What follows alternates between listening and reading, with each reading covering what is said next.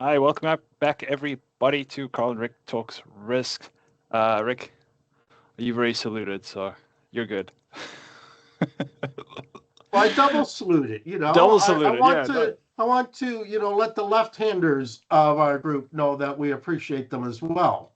I'm trying to teach my son the difference between hands up, which he likes doing to his parents before he shoots them, and a salute. But yeah, it's a work in progress. He likes hands up a lot more than salute, but he likes being a policeman at daycare, so he needs to know both. I'm just going to let that stuff pass and wait 20 years to find out what damage you've done to this kid as his parent. I know.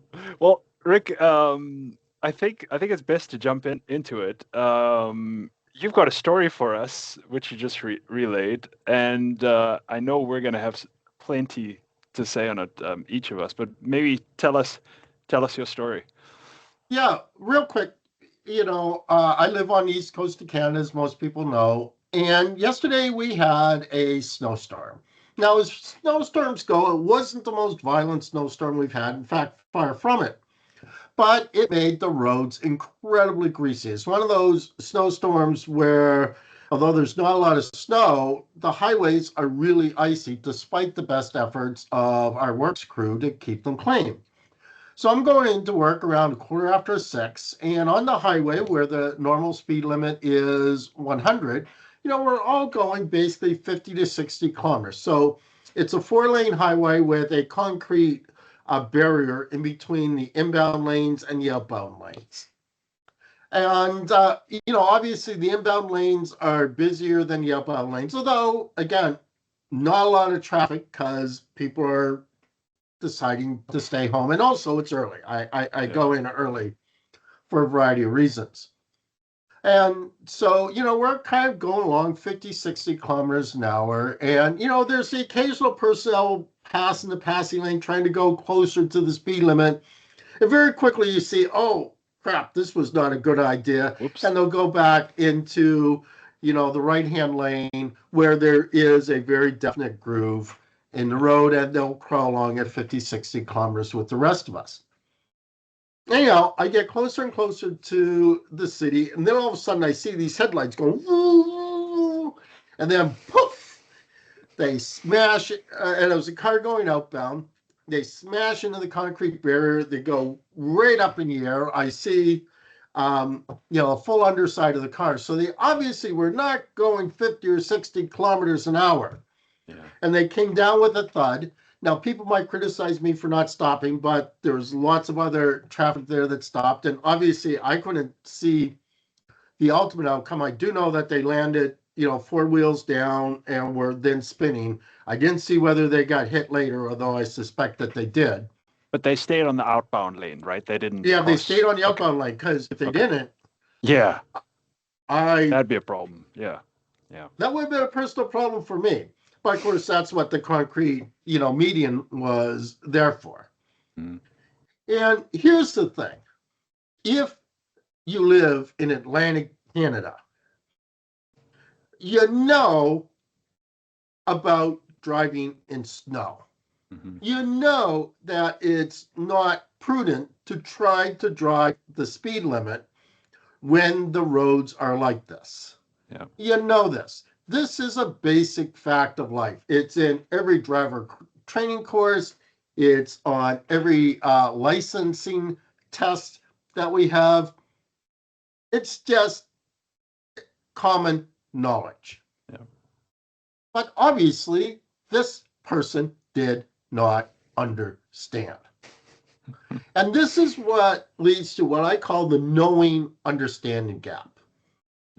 And this is, I believe, very relevant for risk management. It's very relevant in our age of digitization and AI. AI knows a lot of things.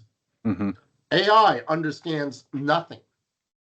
But one of the issues I have with risk management overall, and first off, again, I love risk management. Obviously, this is however many podcasts that we have. I speak on risk management, on almost a weekly basis at some place or another, and rant about it and blog or used to blog about it, et cetera, et cetera, et cetera. I love risk management. I think it's a terrific subject. But one of the things is in risk management, there seems to be a lot of emphasis on knowing Mm-hmm. and not an emphasis on understanding. So, in my opinion, and others will probably disagree with me, but risk management really took off after the dot-com bust. Okay, late 90s, we're starting with risk management. Then in the 2000s, enterprise risk management in particular really took off.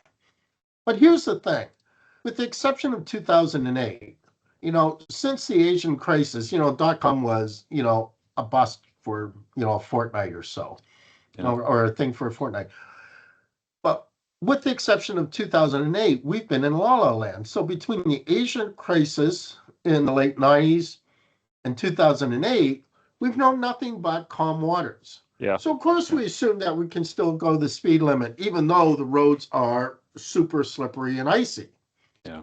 And although knowledge in risk management has greatly expanded and become, much, much, much more widely understood. I remember, listening to a talk from someone in the late 90s, actually early 90s, about this newfangled thing, VAR. And as a physicist, I'm going, oh my God, really?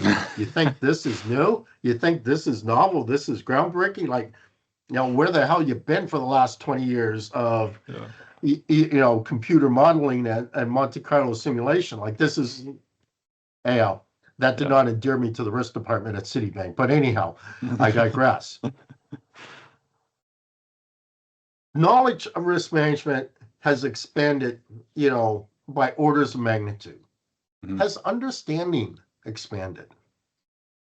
And ultimately, it's understanding that counts. Yeah. Knowledge is a commodity. Understanding is not. Especially in a crisis, right? That's the point you're trying to make. At some point, that intuition, that understanding is going to be very critical, and the banks and corporates that have risk managers with understanding are going to come through okay. By the way, I like the fact that you slipped in intuition. I don't like the fact that you immediately tried to correct it, because intuition is part of understanding. Intuition is kind of the antithesis of knowledge. Yeah, exactly. I knew when you raised this topic that I've been pondering something that will segue pretty well. And maybe I'll test it now, because I've been thinking a lot about communication. And risk managers love written communication. That's what I've been thinking about the amount of policies and documents we love creating, and emails we love writing. And I think this is knowledge. This is our knowledge base, right? This is how we show to the world and the regulator how knowledgeable we are. Look at the masses of pages, virtual pages. But I realized this week, after picking the phone up a couple of times and talking to frontline risk managers, so close to the business with a better understanding of things, that this doesn't get us anywhere. And I had things explained to me over a conversation, and I think that's the important point I want to make, because I think I'm more of a new age risk manager, and you're more of an old school risk manager. I would think. I'm an old fart. That's okay. You can say it. Because I don't pick up the phone automatically, Rick. And this week I said, I'm going to pick up the phone. I need to understand this. We're going to do this on a call. And I gained a real understanding of a couple of topics where I'm like, oh, our knowledge is not very good. It's not matching with our understanding of this topic, right? Once you understand it, your knowledge changes, and you realize how much garbage, how much there's a lot of words without a lot of meaning.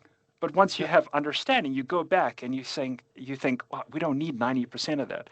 If we understand the topic, we can put it into policy and documents and emails to the regulator in a simple fashion because we understand it. There's a saying about that, right? Like from Einstein, that once you understand something, you can. Yeah, I'm gonna butcher it. Never mind. I think it's basically, if you can't explain it to someone in grade 6, you don't know what you're talking about. that's what I mean. Yeah, that's where I'm going. Anyway, I've been thinking a lot about communication and exactly when you said knowledge and understanding, it hit me. I'm like, yeah, I see it. We used to talk about the knowing doing gap. In Hmm. other words, when I was, a faculty head at BMO's Institute for Learning and also a similar role at Bank of America, the big thing was the knowing doing gap. So people know what they're supposed to do, but they're not doing it. Excuse me. Part of that, in hindsight, I see as a knowing understanding gap. And this is something that I get bipolar reviews from students on, in that I actually want them to understand. I don't want them to know. And in education right now, we're focused on knowing. We're focused on rubrics, which I believe are educational evil. Hmm.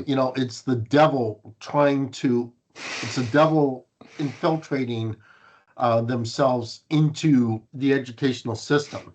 And Hmm. what we're getting, and I was at a panel literally yesterday, where the employees were saying, man, you're giving us crappy product, talking to us as B school professors. These kids don't understand anything. They might know a lot, but they don't understand anything.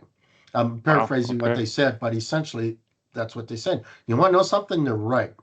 Yeah. And I believe that this is an issue for risk management. Now, here's the thing, okay? For that driver that told their car, Mm. by the way, I learned through the news that they did have to, that they're okay, but they did have to be extricated from the car because the car was so banged up Wow. that, they couldn't get out of the car without, the jaws of life being, Yeah.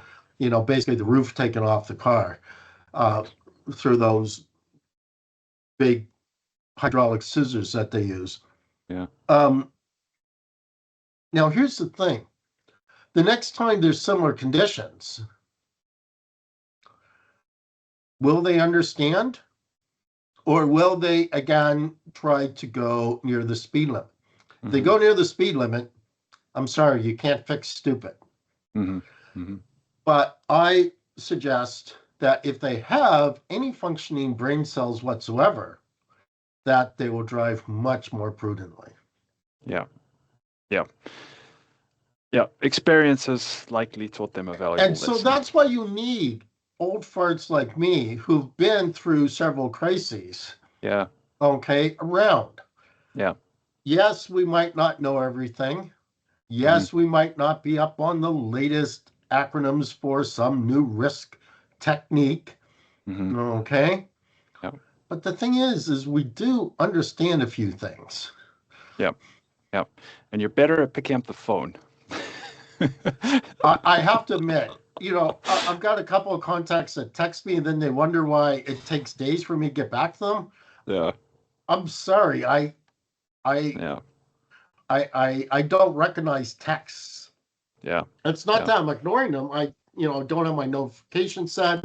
Generally my phone is not on my personal body. Yeah. It's in another room or, Yeah. it's back in my office. Yeah. I don't feel a need to check my phone every 90 seconds.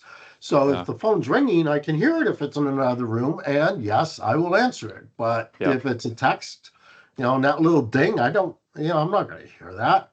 Yeah, exactly. No, but that, I mean, just to continue that point a little bit, I was talking to a colleague a few days ago that did a assignment abroad. Um, and he was saying how valuable it's been because he's now worked with people in that region face to face. He sat Yeah. in the office, he lived their work life. He understood their regulator a bit better. All of these things, and he comes back with experience, with understanding, right? And again, looks at what he's doing on his side with newfound knowledge, but and better working relationships, right? Like, what's better than a call? Well, it's person to person, working with Or going somebody. for a refreshing beverage together Exactly. Well said. Yeah. informally. Or a cigar, right? Oh, that's the ultimate. Now you're going to the master class. Yeah.